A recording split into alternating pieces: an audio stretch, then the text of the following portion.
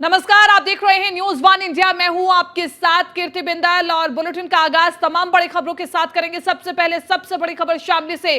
कुख्यात संजीव जीवा का अंतिम संस्कार हुआ। पैतृक जमीन पर हुआ संजीव जीवा का अंतिम संस्कार। गली चौक चौराहों पर भारी पुलिस फोर्स भी तैनात रही। हिंदू रीति रिवाजों के साथ संजीव जीवा का अंतिम संस्कार किया गया। संजीव जीवा के बड़े बेटे तुषार ने अपने पिता को मुखाग्नि दी। बाबरी के गांव आदमपुर में हुआ अंतिम संस्कार। कुछ तस्वीरें आई हैं, वो दिखा रहे हैं आपको। कुख्यात जीवा का अंतिम संस्कार आज हो गया है और इसी के साथ साथ संजीव जीवा के बड़े बेटे तुषार ने मुखाग्नि दी है। पुलिस सुरक्षा घेरे के बीच में अंतिम संस्कार करवाया गया है। कुछ तस्वीरें आपको दिखा रहे हैं। गांव के बहुत से लोग भी अंतिम यात्रा में जुटे। कुख्यात जीवा का अंतिम संस्कार। बाबरी के गांव आदमपुर में अंतिम संस्कार हुआ है और ये एक्सक्लूसिव तस्वीरें आपको दिखा रहे हैं। संजीव जीवा का अंतिम संस्कार आज हो गया है। आपको बताएं कि कोर्ट परिसर में, लखनऊ के कोर्ट परिसर में संजीव जीवा पर सरेआम दिन दिहाड़े गोलियां दाग दी गई थी और माफिया संजीव जीवा की हत्या कर दी गई थी कोर्ट परिसर में ही। आज अंतिम संस्कार कर दिया गया है हिंदू रीति रिवाजों के मुताबिक। संजीव जीवा के बड़े बेटे तुषार ने अपने पिता को मुखाग्नि दी है और बाबरी के गांव आदमपुर में अंतिम संस्कार हुआ है। ये दो तस्वीरें आपको दिखाते हैं। पहले दिन की तस्वीर जिसमें जब संजीव जीवा को पेशी के लिए लेकर के जाया जा रहा था कोर्ट में, तो वहां पर वकील की ड्रेस में आए हमलावरों ने संजीव जीवा पर हमला किया। और दूसरी तस्वीर हम आपको दिखा रहे हैं जहां पर संजीव जीवा का अंतिम संस्कार किया जा रहा है हिंदू रीति रिवाजों के मुताबिक। तो आपको बताएं कि एक कुख्यात बदमाश था संजीव जीवा, जिसके ऊपर 22 से अधिक मुकदमे दर्ज थे। 35 सदस्यों का गैंग चलाता था संजीव जीवा और मुख्तार अंसारी का भरोसेमंद शार्प शूटर था। तो 90 के दशक से ही संजीव जीवा अपराध की दुनिया में कदम रख चुका था और इसी के साथ साथ जिस दुकान में संजीव जीवा काम करता था, उसी दुकान के संचालक के साथ ही अपराध की दुनिया में कदम रखा संजीव जीवा ने। उसी के साथ अपराध की शुरुआत की। पैतृक जमीन पर हुआ जीवा का अंतिम संस्कार।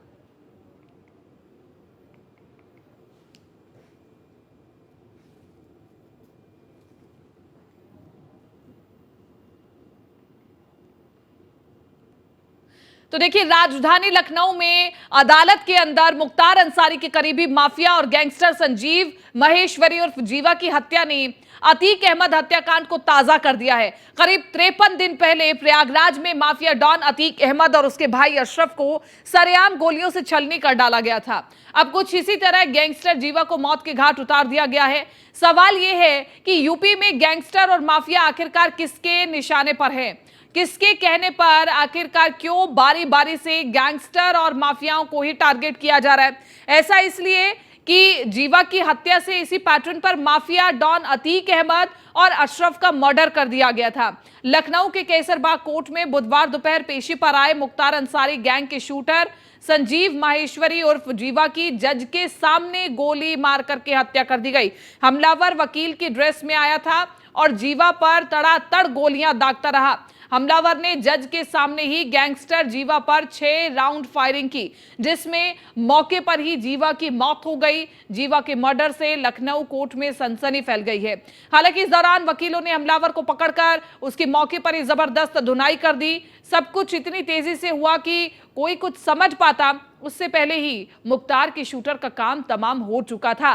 कुछ इसी तरह 15 अप्रैल की रात अतीक अहमद और उसके भाई अशरफ को मार डाला गया था। अतीक के साथ पुलिसकर्मी थे और पत्रकार सवाल पूछ रहे थे और इसी बीच 3 हमलावरों ने अतीक के सिर में पहली गोली मारी। इसके बाद उसके भाई अशरफ को गोली मार दी गई। अतीक और अशरफ को पुलिस की कस्टडी में भी मौत के घाट उतार दिया गया था। सुरक्षा में तैनात पुलिस वाले कुछ समझ पाते कि 3 हमलावरों ने ताबड़तोड़ गोलियां बरसा दी, जिससे अतीक और अशरफ की घटनास्थल पर ही तुरंत मौत हो गई है। और ये 2 घटनाएं बताती हैं कि एक और तो आतंकियों का, माफियाओं का साम्राज्य खत्म हो रहा है, लेकिन दूसरे आतंकियों माफियाओं का साम्राज्य शुरू भी हो रहा है, क्योंकि ये वही हमलावर है जो कि कल जाकर के बड़े बदमाश बनेंगे और कहीं ना कहीं गैंगस्टर्स बनेंगे। तो गैंगस्टर्स का आखिरकार खात्मा कौन कर रहा है, ये सबसे बड़ा सवाल है। जिस प्रकार से अतीक अहमद और अशरफ की हत्या की गई थी, उसी पैटर्न पर ठीक संजीव जीवा की हत्या कर दी गई थी। अब एक बहुत महत्वपूर्ण खबर आपको बता दें, आईजीआरएस की रैंकिंग में टॉप और बॉटम पुलिस अधिकारी। जन शिकायत निस्तारण में पुलिस अफसरों की लिस्ट जारी की गई है, जिसमें टॉप 10 रैंक के पुलिस अधिकारियों की सूची बनाई गई है। जन समस्याओं के निस्तारण के आधार में रैंकिंग दी गई है। टॉप 10 रैंक में अपर्णा गुप्ता एसपी महोबा टॉप पर है और 10 रैंक में एस आनंद एसपी और शाजापुर टॉप 10 रैंक में शैलेश पांडे एसएसपी मथुरा से। और इसी के साथ साथ हम नाम के साथ आपको बता रहे कि पहले टॉप 10 में कौन कौन है। तो देखिए आपकी टीवी स्क्रीन पर भी हम फ्लैश कर रहे हैं। टॉप 10 रैंक में बीपी जोगदंड सीपी कानपुर शहर से, टॉप 10 रैंक में सतपाल अंतिल एसपी प्रतापगढ़ से, और इसी के साथ साथ टॉप 10 रैंक में अजयपाल शर्मा एसपी जौनपुर से, जिनका नाम टॉप 10 की लिस्ट में आया है। टॉप 10 रैंक में बिपिन टाडा का नाम भी आया, जो कि सहारनपुर से एसपी हैं, और टॉप 10 रैंक में हेमराज मीणा, जिनकी मुरादाबाद में ड्यूटी है, एसएसपी हैं, और टॉप 10 रैंक में अतुल शर्मा एसपी पीलीभीत से। तो आईजीआरएस की रैंकिंग, जिसमें टॉप 10 और बॉटम 10 पुलिस अधिकारियों की एक सूची बनी है, जो कि ये बताती है कि किस प्रकार से किसने जन समस्याओं को प्राथमिकता दी है और उसको कितनी जल्द ही सुलझाया है। तो टॉप 10 रैंक में जो नाम शामिल हैं वो हम आपको बता रहे हैं। टॉप 10 रैंक में डॉक्टर कौस्तुभ भी हैं, और टॉप 10 रैंक में अभिषेक एसपी शामली से भी है। और इसी के साथ साथ आपको बताएं कि बॉटम 10 रैंक की भी हम आपको बता देते हैं। इसमें एसपी, एसएसपी और पुलिस कमिश्नर हैं। गौरव ग्रोवर एसएसपी गोरखपुर, गोपाल कृष्ण चौधरी एसपी बस्ती, गणेश प्रसाद साहा एसपी खीरी, अंकुर अग्रवाल एसपी चंदौली और संजय कुमार एसपी इटावा, संकल्प शर्मा एसपी देवरिया। इसी के साथ साथ मुनिराज DIG SSP Ayodhya, Somen Verma SP Sultanpur. ये हम आपको बॉटम 10 पुलिस अधिकारियों की सूची बता रहे हैं। उनका नाम आपकी टीवी स्क्रीन पर फ्लैश करें। तो विनोद कुमार एसपी मैनपुरी, अंकुर अग्रवाल एसपी चंदौली। इसी के साथ साथ जन शिकायत निस्तारण में पुलिस अफसरों की जो लिस्ट है बहुत कुछ कहती है, और सीधे तौर पर ये एक उदाहरण पेश किया जा रहा है कि देखिए, जन शिकायतों को अगर आप सुनेंगे, न सिर्फ सुनेंगे बल्कि उनको हल भी करेंगे, समय पर निस्तारण भी करेंगे, तो आपको भी टॉप 10 की सूची में लाया जाएगा। तो टॉप 10 रैंक में अपर्णा गुप्ता एसपी महोबा, और टॉप 10 रैंक में एस आनंद एसपी शाजापुर। इसी के साथ साथ टॉप 10 रैंक में शैलेश पांडे एसएसपी मथुरा से हैं, और इसी के साथ साथ टॉप 10 रैंक में बीपी जोगदंड सीपी कानपुर शहर से हैं। तो ये टॉप 10 रैंक हम आपको बता रहे हैं। इसी के साथ साथ बॉटम 10 भी हम आपको बता रहे हैं, वो कौन से ऐसे पुलिसकर्मी हैं जिन्होंने अच्छा प्रदर्शन नहीं किया।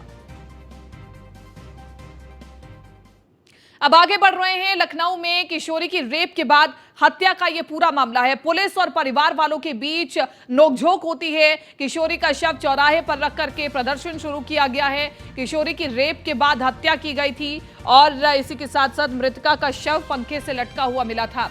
आरोपी युवक को पुलिस ने हालांकि गिरफ्तार कर लिया है। लखनऊ से इंदिरानगर क्षेत्र का यह पूरा मामला है। आरोपी लड़का नाबालिग है, पुलिस उससे पूछताछ कर रही है। तो देखिए, आज लखनऊ की राजधानी से बहुत ही, आज उत्तर प्रदेश की राजधानी लखनऊ से बहुत ही हैरान कर देने वाली खबर सामने आई, जिसमें रेप के बाद हत्या की गई और जो आरोपी है वो नाबालिग है। अब आपको बताएं कि परिजन लगातार प्रदर्शन कर रहे हैं, बच्ची का शव रख करके, और न्याय की मांग कर रहे हैं। रेप के बाद हत्या की गई है। ये पहली तस्वीर आप देखिए, नाबालिग से दरिंदगी की गई, फिर पंखे से शव लटका मिला। राजधानी में हैवानियत की ये तस्वीर सबको हैरान कर देने वाली है, क्योंकि नाबालिग से दरिंदगी एक नाबालिग ने ही की है। एफआईआर दर्ज हो गई है, एफआईआर की कॉपी भी आपको दिखा रहे हैं। अब फिलहाल आपको बताएं कि किशोरी का शव चौराहे पर रख करके प्रदर्शन किया जा रहा है। किशोरी से बर्बरता और रेप के बाद हत्या की गई है। इससे जो परिजन है वो आक्रोशित है, आसपास के जो लोग हैं वो आक्रोशित है, और लगातार क्या मांग की जा रही है वो भी हम आपसे जानकारी के दौरान बताएंगे। तो आरोपी चढ़ा है पुलिस के हत्थे। नीलेश चौहान हमारे साथ बने हुए ज्यादा जानकारी के साथ, संवाददाता नीलेश, परिजनों ने किशोरी का शव चौराहे पर रख करके प्रदर्शन किया है, क्या कुछ मांग है, क्या कुछ कह रहे हैं? देखिए, बिल्कुल आपको बता दूं कि जिस तरीके से इंदिरानगर थाना क्षेत्र के तकरोही में ये घटना सामने आई थी, जहां नाबालिग के साथ रेप और उसके बाद हत्या का आरोपी पर लगा है, जिसके बाद पुलिस को एक तहरीर दी गई है और तहरीर के आधार पर पुलिस कार्रवाई कर रही है। फिलहाल पोस्टमार्टम कराने के बाद जो नाबालिग युवती उसका शव घर लाया गया है और नारायण परिजनों ने शव को सड़क पर रखा था। बीच चौराहे पर रखकर शव को सड़क को जाम किया था और उनकी मांगे थी कि आरोपी को गिरफ्तार किया जाए, क्योंकि आरोपी लगातार जो है इनको धमका रहा है। आरोपी के जो परिजन हैं वो धमका रहे हैं, साथ ही साथ गली मोहल्ले के जो अन्य समुदाय के लोग हैं वो भी उनके ऊपर दबाव बना रहे हैं सुलह समझौता को लेकर। तो इस तरीके के आरोप लगाते हुए ये शव रखकर प्रदर्शन किया गया है और उस मौके पर आला अधिकारी पहुंचे हैं। समझा बुझाकर शव को चौराहे से अलग हटाया गया है और अंतिम संस्कार के लिए बात की जा रही है। फिलहाल जिस तरीके से ये घटना सामने आई है उससे ये साफ जाहिर होता है कि दो समुदाय के बीच में कहीं ना कहीं माहौल खराब ना हो, इसको लेकर पुलिस बल मौजूद है और पुलिस लगातार दोनों पक्षों से बातचीत कर रही है। हालांकि जो आरोपी है उसको हिरासत में लिया गया है और हिरासत में लेने के बाद पूछताछ जारी है। पुलिस के मुताबिक अभी तक जो घटनास्थल से जो साक्ष्य बरामद हुए उनको एकत्रित किया जा रहा है, लोगों के बयान लिए जा रहे हैं। उसके आधार पर अब पोस्टमार्टम रिपोर्ट आ जाएगी तो आगे की विधिक कार्रवाई की जाएगी। नीलेश, इसी के साथ साथ ये भी बताएं कि जो लगातार आरोपी परिजन हैं वो आरोपी के परिजन हैं वो दबाव बना रहे हैं लड़की पक्ष वालों पर, तो क्या उनसे भी पूछताछ जारी है? देखिए, बिल्कुल आपको बता दूं कि जिस तरीके से नाबालिग युवती जो कि जिसकी मौत हुई है उसके मां से जब हमने बातचीत की तो उनका साफ तौर पर कहना था कि उत्तर प्रदेश सरकार और योगी आदित्यनाथ मोदी जी लगातार ये बात करते हैं बेटी बचाओ बेटी पढ़ाओ, लेकिन बेटियां घर में ही सुरक्षित नहीं है। वो उत्तर प्रदेश की मुखिया से न्याय की गुहार लगा रही है। ऐसे के परिजन उनके ऊपर दबाव बना रहे हैं सुलह समझौता को लेकर। देखना होगा आगे पुलिस क्या कुछ कार्रवाई करती है। ठीक है नीलेश, शुक्रिया तमाम इस जानकारी के लिए।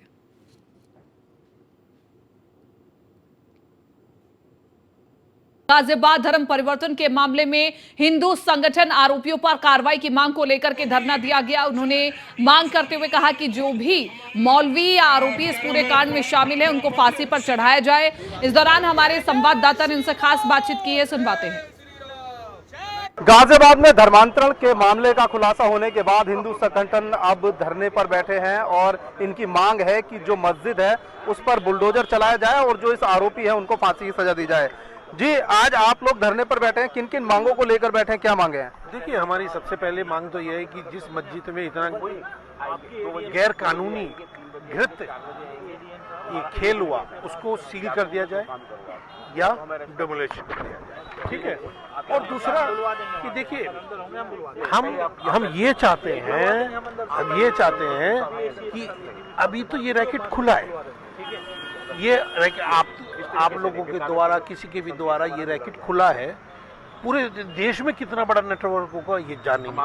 और तीसरी बात देखिए, जो इसमें इन्वॉल्व है, जो इसमें जिसका भी कोई इतना सा भी रोल है, चाहे वो इमाम हो, चाहे वो मौलवी हो, चाहे वो कोई भी हो, हमें सजाए मौत चाहिए, फांसी की सजा चाहिए। और देखिए, हमारे जवान शहीद होते रहे अब तक, क्या नाम है, बॉर्डरों पर।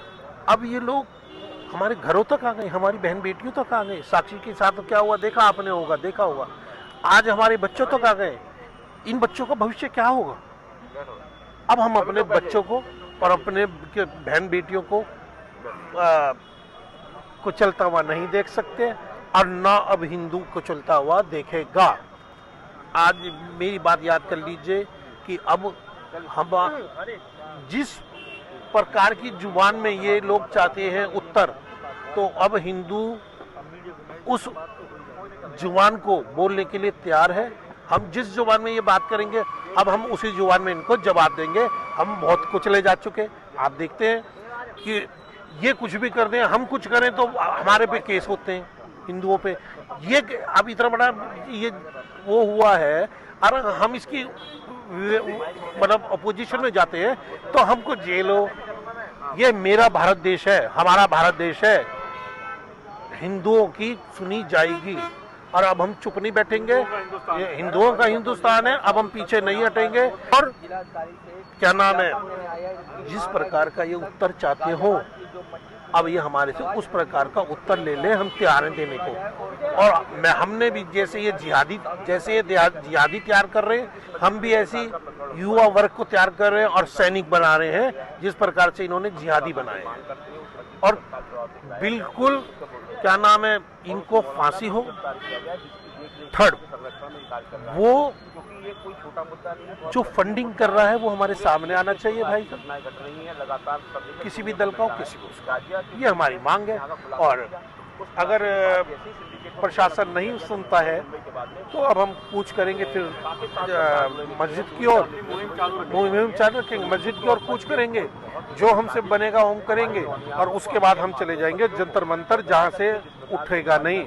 और अभी हम यहाँ से भी नहीं उठ रहे, अभी हम यहीं पे हैं। तो देखिए, हम आपके चैनल्स को द्वारा एक बात बताना चाहते हैं कि हम आप मुझे बताइए, हम कितने कुचले जाएं, कितने कुचले। अच्छा, कितने दिन का अल्टीमेटम दिया है आपने प्रशासन को? जी, हमने कलेक्टर साहब आए, ज्ञापन ले, और वो हमें बताए कि कितने दिनों में कार्रवाई हो जाएगी, उसके बाद हम अपना आगे का बनाएंगे। आगे का मतलब मस्जिद तोड़ेंगे आप? मैंने आपसे एक बात कही थी कि जिस तरीके से ये चाहते हैं, इनको वैसा ही जवाब दिया जाएगा। हिंदू तैयार है, युवा तैयार है, हम अपनी संस्कृति सब खेलने नहीं देंगे। और आज हमारी बहन बेटियां भी रानी लक्ष्मीबाई बन चुकी है, कोई डर की बात नहीं। जी, तो बिल्कुल ये है हिंदू संगठन के लोग जो यहाँ पर धरना दे रहे हैं। आप देख सकते हैं कि कलेक्ट्रेट के बाहर ये लोग मांगों को लेकर बैठे हैं, और इनका मांग ये है कि प्रशासन इनकी सुने और मस्जिद को तोड़े, और साथ ही जो अब्दुल रहमान उर्फ नन्ही है या जो भी आरोपी है इस मामले के, उनको फांसी की सजा दी जाए। और एक और बड़ी बात इन लोगों ने कही कि अगर प्रशासन इस मामले में कार्रवाई नहीं करता है तो सभी लोग मंदिर की तरफ कूच करेंगे, और जो मंदिर है उसको अगर प्रशासन नहीं तोड़ता है तो उस मंदिर को ढाने का काम ये लोग करेंगे। इस तरह की बातें यहाँ पर की जा रही हैं। फिलहाल जो अधिकारी हैं इनसे अभी बात करेंगे, लेकिन उस बातचीत में क्या नतीजा निकलता है ये बातचीत के बाद ही पता चलेगा। Yadram Bharti, news 1 India. और इधर गाजियाबाद धर्मांतरण मामले को लेकर के अखिल भारत हिंदू महासभा के अध्यक्ष स्वामी चक्रपाणी महाराज ने चिंता व्यक्त की है। उन्होंने क्या कुछ कहा, आपको सुनवाते हैं। देखिए, बहुत ही मामला संगीन है। आप ज़रा सोचिए कि निश्चित कहीं ना कहीं इनके जो इस्लामिक जिहादी मानसिकता के लोग हैं, इनके जाल कितने फैले हुए हैं कि पहले एक बार और आया था उत्तर प्रदेश में कि किस प्रकार से मूक बधिरों को धर्मांतरण कराया जा रहा था, उसके माध्यम से, वीडियो कॉलिंग के माध्यम से। अब आया है गेम के माध्यम से। तो आप देखिए कि ये कहाँ तक पहुँचे हैं। जब तक इनके हम जड़ों तक नहीं जाएंगे, इन सब जहरीले सांपों को कुचलेंगे नहीं, निश्चित रूप से देश में जो PFI का जो एजेंडा था गजवाए हिंद बनाने का देश 2047 तक, निश्चित रूप से सभी कहीं ना कहीं इसमें लगे हुए। और ये छोटी साजिश नहीं है। ये आप बताओ, जो मासूम बच्चों को गेम के माध्यम से धर्मांतरण करा रहे, इनके बहुत ही राष्ट्रीय और अंतर्राष्ट्रीय तक के तार जुड़े हुए हैं।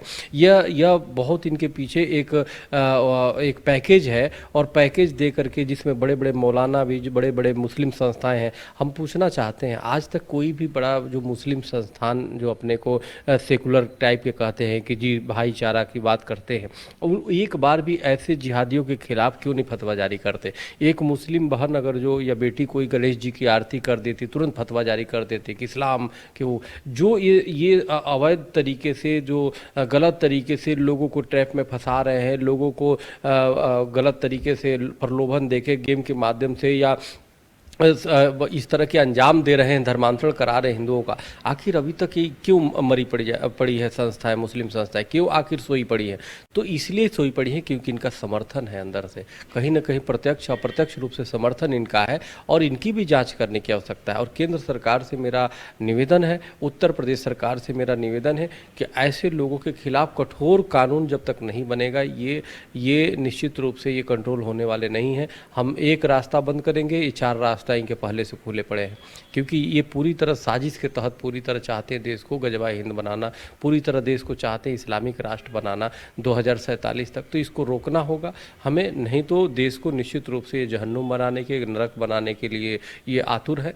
और यह देश की संप्रभुता, देश की अस्तित्व पे ये प्रश्नवाचक है जिस प्रकार से इन्होंने किया है। क्योंकि किसी भी बच्चों को गेम के माध्यम से ये तो छल हुआ, धोखा हुआ। तो इसलिए ऐसे लोगों को निश्चित रूप से कठोर शिकंजे में लाने की आवश्यकता है कानूनी तौर।